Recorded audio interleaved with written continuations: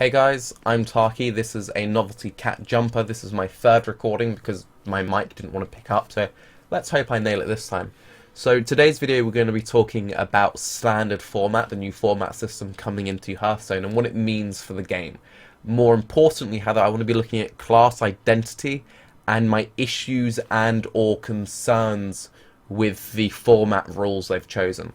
So quickly, just to get into it, what is standard format? Standard format is the new format system which will be taking into place and will be the only system used for Blizzard sanctioned competitive tournaments, meaning most likely all tournaments you see will be following the standard format and nearly all competitive players will only be playing ranked standard play. Right. Before I get into myself too much, what is standard? Basically what standard is every 2 years there'll be the block of cards which will be considered standard or competitive friendly, and every time a year goes by and new expansions get added, the old expansions will leave, right? So standard will take place in spring 2016, we don't know when exactly it is, but we'll have a new expansion coming in spring, and Curse of Naxxramas and GVGs, the oldest expansions, will leave the set, right? You will no longer be able to play any Naxxramas or Goblin vs. Gnome cards in competitive play in the new year, right? And they're going to be calling it the Year of the Kraken because they're following the Zodiac of Azeroth. So you'll be able to quite easily say, oh, it's the Kraken or the Moose, whatever, right? So you'll be able to follow it quite easily. Basically, year 1, year 2, year 3, year 4. Now, why is this good? Why is this bad? Okay, why is this good? It means that when a new expansion comes out, the meta will change far more dramatically. Because as we have the issues now, a lot of the most OP cards, or what are considered the most OP cards, came in with Naxxramas, they came in with GBG. You know, we're talking about the Mad Scientists, the Death Spites, we're talking about Parted Shredder, Implosion, the cards which are so staple that the only way they'll ever be replaced, Dr. Boom obviously, is extreme power creep. And power creeping in card games is bad. It punishes new players because they're always forced into constantly buying the next power creep. It's bad for old players because they're just seeing their favourite cards just being completely removed. What I would say by the favourite card would be the Burly Rockjaw Troll. You know, that 4-mana minion which always was just on the cusp but never overpowered enough so it never saw play. Cards like that, old favourites, never get seen play because of the excessive power creep. And so power creep continues to be a thing. Power creep just generally isn't good for a card game in general, because then you need to start talking about, oh, the health pool isn't enough, we need high health pools, we need to change this, we need to change that, and it's just bad, right? So the solution is that you just get rid of the old cards, and if you've always got a cycle of cards, a card can never be problematic for too long, in theory. Right, in theory. So let's start talking about the negatives of this system. Class identity. Class identity is the big negative for me. Now, it's been stated that Blizzard does not want to do reprints of cards. What does a reprint mean? Let's, for example, take Mech Warper as an example. Mech Warper is obviously a GVG card, right? And I'm assuming new mech cards will come out because all the mechs currently exist in Goblin vs. Gnomes, you know, in future expansions. But we're not going to see a reprint of Mech Warper. We're not going to see the new set come out with Mech Portal, a 2-mana 2/3, your mechs cost 1 less, or a 2-mana 3/2, your mechs cost 1 less. Blizzard has stated they don't want to do reprints. They might change their viewpoint on that, but it's unlikely we're going to see this exact effect come in on a mech body which is 2 mana. Does that make sense? Now, why does this matter? Why doesn't this matter? Why does class fantasy matter or class identity matter? Because we're not going to be seeing reprints, basically classes are going to be heavily limited by their basic and their classic cards, right? So we're going to be using Rogue as an example because I'm basically just a Rogue player. Backstab will always be in the game. Deadly Poison will always be in the game, in the competitive mode at least. Sinister Strike, Sap, Shiv, Fan of Knives. You get the idea, right? And then the classic, Prep. Now, Prep is problematic. The reason why Prep is problematic is it's a very good card, right? when you make a deck, you pick a class, you say, why this class? If I make a rogue deck, why pick rogue, right? Because of very specific cards. So, if you're making a rogue deck, why isn't preparation in your deck? And you need to have a very good reason why prep isn't in your deck. Unless there's a very good reason why prep isn't in your deck, but a different rogue class card is, that deck should be a different class. Does that make sense to you? So, because of preparation, it's very unlikely that the core class identity of rogues will ever deviate from a spell-heavy nature. Right? Does that make sense? In much the same way that weapons, because of blade flurry, deadly poison, will probably always be very heavy. Now, is that always the case? No. The deck you see on your right is my control rogue, which didn't use a very heavy spell focus, and it didn't use a very heavy weapon focus. So this won't be the core defining rule, but generally speaking, it will be there for a certain reason. Does that make sense to you? Now, because Blade Flurry is a classic card, and they've said that classic will always be in the game, you'll limit a lot of future possible card designs, and the core identity of rogues in Hearthstone will probably never change that rapidly. They may eventually, with enough cards being printed, but it won't be a rapid change. It won't be a new block comes out and now rogue is completely different. It will still have a foundation in the core. So let's take an example at the only rogue deck which will survive this change, because oil is gone, because Tinker's Oil is a GVG card. Mali Ghost Rogues. That is going to be the staple, without seeing what possible future cards come out. That'll be the staple rogue list which will survive this transition into the new format. Now, Mali Ghost Rogue, Freeze Mage. Let's see how they sort of compare. You stall out the game with Rogue, you do it through weapon clears, and then eventually you do a big one-time combo. Okay, that's really obvious. Now, instead of rogues being weapon focused, you could borrow quite heavily from the World of Warcraft Fantasy and just really incorporate crowd control. You could make a new mechanic called Stun. Stun could operate very similarly to Freeze. You could make loads of new rogue cards which was stunning the board, locking down the board, much like Freeze, stalling, and it would kind of act as a new pseudo crowd control or a pseudo board clear, right? So instead of blade flurrying the board to reset, you might stun the board for 1 to 2 turns, right? It would have the same effect, and you would be able to make stun-based or crowd control-based Malygos decks, and while it might keep that core identity of Malygos Rogue with the weapons, it would be dynamic and it would change on a set-by-set basis. What I propose, instead of having the exact same class cards, well, core and classic class cards always be considered core, is every time that you start a new block, a new standard block each year, is you take out a few core cards and add in cards from the sets being removed. So for example, Gallywix. Gallywix will be removed in Goblins vs Gnomes. Gallywix is an amazing card. It's not an overpowered card. It's a very good card. It's kind of the reason why I made my Control Rogue deck. That's going to be gone. Now, Gallywix never really got to see its chance in competitive play because the Control Rogue archetype was never particularly favoured, right? Trogzor is another very good example. Trogzor was a card that a lot of people were very, very excited about, but it never got the chance to see competitive play outside of maybe the first week of GVG when people were experimenting because Dr.Boom existed. It means that with each set going forward, there will be cards like this which are just under the border of playable because of other things released alongside them. They'll never see play. Now, you could quite easily say, well, we're going to keep Trogzor, we're going to keep Mech Warper, we're going to keep Gallywix, and a few other examples. And we're going to add them to the first set of core. So whenever you remove a few expansions, you take a few cards which you thought had a very interesting idea or were healthy for the game, and you take out a few core or classic cards which you think are unhealthy for the game, right?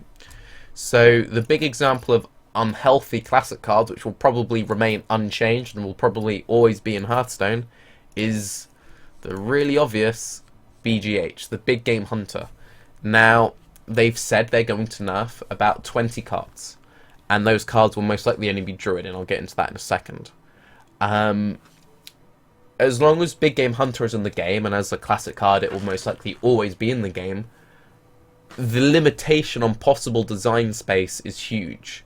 The only way you can start printing big minions, and I mean big minions, is you have less than 7 attack, or you design a mechanic which has some sort of BGH protection. For example, the new Dr. Boom could be a 7 mana, 12/12, this minion will always survive 1 turn. Right, so you play it, they can't BGH it the next turn. The only thing they could do to it would be to maybe freeze it, or stun it if that became a new mechanic. And then the next turn it does whatever. Now, that's obviously a pretty overpowered card, a 7 mana 12/12, which can't be removed the turn it's played, or the turn after it's played. But you kind of get my idea. The only way you can design around BGH is making things with BGH protection, and the second you have a good high-end card with BGH protection, that just becomes the best card in that slot, right? Because with Core and Classic always being there, you know, you're always going to have the dragons. You're always going to have the Alexstrasza. Nozdumu, unless they buff it, which I doubt they will never be playable because it's, you know, understated for the mana cost. It dies to BGH. It will never see play, but it will always be there. It will always be an unplayable card. Let's say that, you know, you remove BGH. In spring, they say that Big Game Hunter will be taken out of the core for that 1 rotation. They can add it back later, but they remove it. You then say, what about Giants? You have to have Big Game Hunter because of Giants, otherwise Handlock just becomes the best deck. Remove the Giants for 1 set of play. Just for 1. Because you can always just add them back in the next format. This is going to open up a rotational style to Hearthstone. To have a truly dynamic and interesting rotation, you need to be changing the core metagame. And you're going to have some classes, Druid, which, unless they get very heavy nerfs, and when Blizzard nerfs a card, they generally destroy the fantasy of the card. You know, if we look at Auctioneer is probably the only example which keeps its fantasy. It costs too much. But then we go to Warrior, right? And we go to the everyone's favorite example. Let's go back to all sets. What Warrior card completely lost its fantasy? Which I'm, for some reason, not seeing because I was on the wrong mana. Warsong Commander. Your charge minions have +1 attack. Warsong Commander, yes, it was a problematic card, but it was an interesting card, and it's had its core fantasy destroyed. Now, if we look at Druid, and we look at what Druid will be losing with this proposed change. So, they will be losing Poison Seeds. We're going to be ignoring the neutrals because everyone loses the neutrals. They will be ignoring some mech cards, but mech Druid never really became that big outside of a few aggro lists. Grove Tender, again, it was a fatigue Druid thing. Druid of the Fang, you know, that card for Beast Druid, and they keep trying to make Beast Druid work, but they're losing their Beast Synergy, they're losing Malorn, a very underrated card in my opinion. Basically, they're not losing anything. So the solution to this system will be, is when the new format comes into place, substantial Druid cards will have to receive nerfs. Otherwise, Savage Roar, Force of Nature will always be the foundation of every single Druid deck for the entire future of Druids. It's such a good combo that unless they change it, and them being classic cards, they will always be in set. They have to nerf the cards, right? Now, what Blizzard is doing is they're going to be having Wild format, and what Wild is you can play any card you want. It will still have its own ranked mode. I don't know how long that will continue for, but when the system first comes in, you can still queue ranked Wild. Now, cards like this, I think, should be left as is. You take them out of the core set, and people who like Force of Nature Druid can still play Force of Nature Druid. The great thing about card games is collecting cards and growing attached to cards. Whether it be a physical or an online game, you always have your favourites. If your favourite card, for example, is Gallywix, I will no longer be able to play Gallywix in Standard. I'll be upset by that, but it's something I can accept. There will be a new favourite rogue card, right? But I will always be able to play that card in Wild. And so if I ever go, oh, I really just want to play my old Gallywix control deck, I still can, and that feels good. But imagine if Galliwix was considered a classic card and it was considered overpowered. And they're going, oh, Galliwix is always going to be a thing, we have to nerf it, much like what they're going to have to do with Druid. Nerfing the card, destroying the soul of the card, isn't the solution. Just remove it from play. You can add it back in play later on, but just nerfing the card isn't the solution. So what will most likely be the target for the nerfs will be something like Ancient of Lore. Maybe even, I really hope they don't, Wild Growth, Innovate. Like, something like Innovate, Wild Growth, I don't mind always being part of the Druid identity because Ramp is interesting. Ramp is an interesting mechanic. But they're going to have to nerf something from the core Druid kit. Otherwise, you end up in the syndrome of, okay, well, Druid is by far the strongest class when you just look at their core cards, so we can never add new good Druid cards. Does that make sense? So, for example, if we look at Mage going forward, Mage will be losing Mad Scientist, and they'll be losing Duplicate. So we'll most likely be getting new, interesting, powerful secrets. And secrets for all the secret classes had been limited in their strength because of Mad Scientist. For example, you couldn't suddenly make a really powerful trap because it would make Face Hunter too good. However, Face Hunter's going to be losing, quite a few powerful cards. They're going to be losing Glaive Suka, they're going to be losing Mad Scientist, they're going to lose whatever one drop is the flavor. They will be losing some, right? However, the core classic cards will always be there, and as such, it's unlikely going forward that Control Hunter will be a thing unless they add substantial Hunter cards. And if you think about how many cards get added in a set, generally 1, maybe 2, maybe 3 class cards get added with each set. If we look at how many class cards were added in the Grand Tournament, quite a big set. We had 1, 2, 3, 4, 5, 6, 7, 8, and 9. Okay. So if you're adding in 9, and there'll be multiple expansions, so let's say that it totals up to 15. You'll have 15 class cards being added. Are 15 class cards, because you have to assume they're all good, and they're not always all good. Best case, would 15 good class cards be enough to change the core identity of a class? In theory, yes. However, that would only ever be at the end of a standard block. Does that make sense? Because generally what will happen is, at most, you get 3 good class cards coming in at once. A lot of the adventures, you get 1 new class card, right? So it's unlikely that the core class mechanics will ever change that substantially. The formats will never change that substantially. You have outliers, like Mage is quite a flexible class. If you look at their classic set and their basic set, they're we'll start with basic, but if you look at them, they're quite flexible. They've got some good spells in there, they've got some board clear. Flame Strike, again, if Flame Strike is always in standard, how do you make AoE board clears good? You just make better board clears, in which case Flame Strike doesn't see play anyway, because you just power creep Flame Strike. Does that make sense? Like, you just make a better board clear with a better mana cost. At which point Flame Strike doesn't need to be part of the standard. Does that make sense to you? So, long and short of it, I think the new format system is very good. I think there'll be a lot of positives with it, but I really don't like the way they're keeping Classic and Core as always being in rotation. Now, so we end on something of a positive, I want to talk about a few cards I'm excited which have potential to be printed. So with Naxxramas going out of the game, we're going to be losing a lot of the Death Rattles. However, they printed Unearthed Raptor. Now, Unearthed Raptor was printed in League of Explorers. Adding in a format system to Hearthstone is quite a big deal. I'd be incredibly surprised if Blizzard designed Unearthed Raptor unless they intended to add a lot of interesting Death Rattle effects to the game.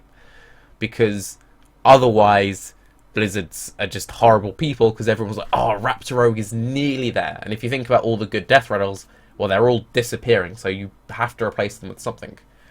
We may potentially see what would be the best card or the best designed card in the game, a low mana cost, resilient body, death rattle, heal.